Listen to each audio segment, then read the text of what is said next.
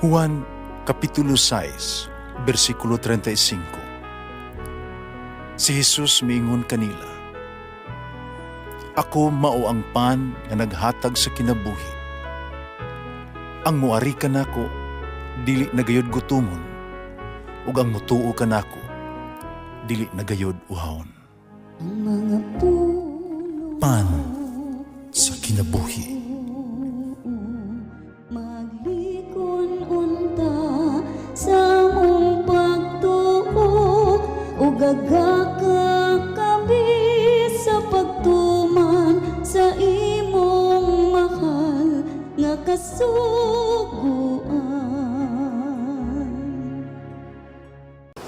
Ang Ginoo man kaninyo, ang santo sa Ebanghelyo sumala ni San Juan. Milingi si Pedro, nakita niya nga misunod kanila ang tinun-an ang ipinangga ni Jesus. Sa kadto nagpauraray sa dugan ni Jesus sa ilahang pagpanihapon ug nangutana, "Ginoo, kinsa ba ang magbudhi kanimo?" Sa pagkita ni Pedro kaniya, miingon siya kang Jesus, "Ginoo, unsa may dangatan nining tawhana?" Si Jesus mitubag, "Kung buot ko nga siya magabiling buhi hangtod sa ko ang pagbalik, unsa may labot mo? Sunod lamang kanako." Busa mikaylap ang balita diha sa mga sumusunod ni Jesus nga dili mamatay ang maong tinun-an.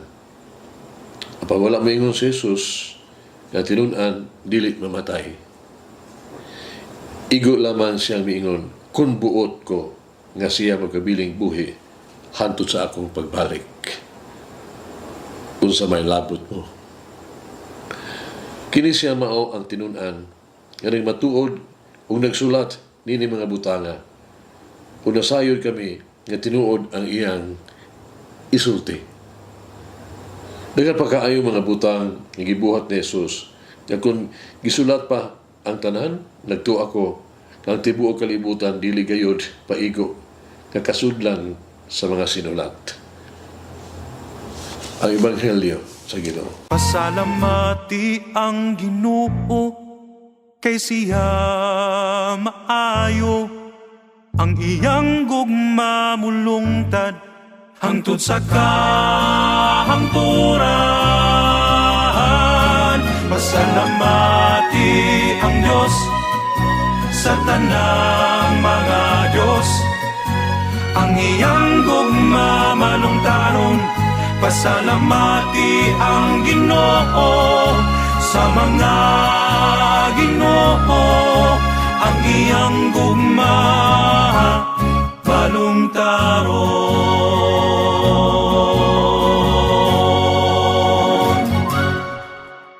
Ang mga mananagan ba o tigbasa sa mga palad bitaw sikat kaayo sa mga Pilipino tungod sa dakong tinguha natong mga tao gusto mahibalo kung sa umaabot. Kung sa mahimong katawanan, bibila ka nato nga magtutuo, musimba pa gani, no?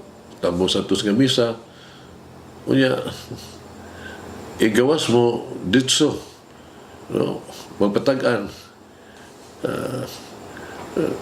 Maayo og gitawag na to ka tambag sa mga tao nga alang kanila butugan silang kaugmaon.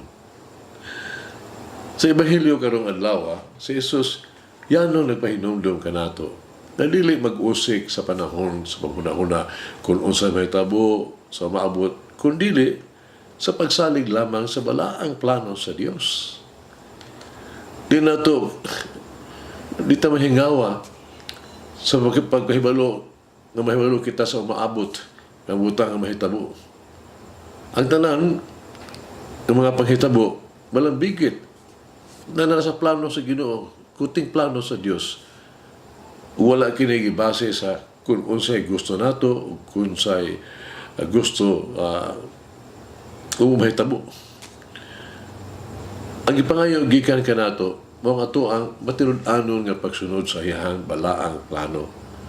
Mao nga kinahanglan natong magkinabuhi nga makahuluganon matag adlaw nga daw kinina ang ato ang katapusang adlaw dinhi sa yuta.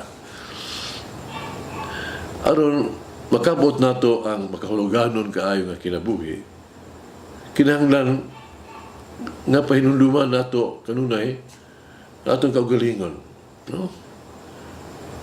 Hinumduman nato kanunay ang kagahapon kabahin na sa kasaysayan. Ang ugma misteryo pa.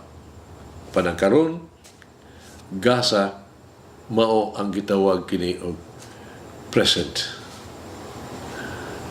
Pagkinabuhi sa matag adlaw, sa karon nga adlaw, nga daw wala na'y ugma. Kaysa tang buhi pa kita sa karon, dili kita mapakyas sa pagtanaw sa katumanan sa matag higayon ng ipinalanginan kita sa Dios. Palamdungay kini.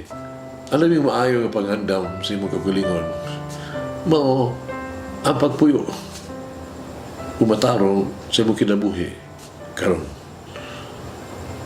Mag-ampo kita. Ginoo, salamat sa mga grasya nga imong gihatag kanako. Adlaw-adlaw. Mumameri ang mong inahan. Ikaw nagmahal ka namo. Andama nga mong kalag.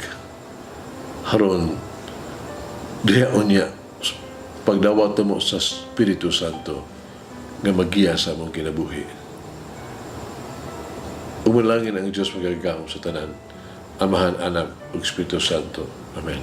May the Lord of the divine mercy bless us all, heal us from all diseases and suffering. Ayun unta niya kita, tanang mga sakit na sa lawas o sa kalag, body and soul. In the name of the Father, the Son, and of the Holy Spirit. Jesus, I trust in you. Amen. Whoever eats the bread of life will never hunger, says the Lord. Kay galaan inyong nabati ang pagpaambit ug hamubong pamalandong sa pulong sa Dios pinaagi sa tulumanon pan sa kinabuhi nga gidumala ni Monsignor Daddy Silva.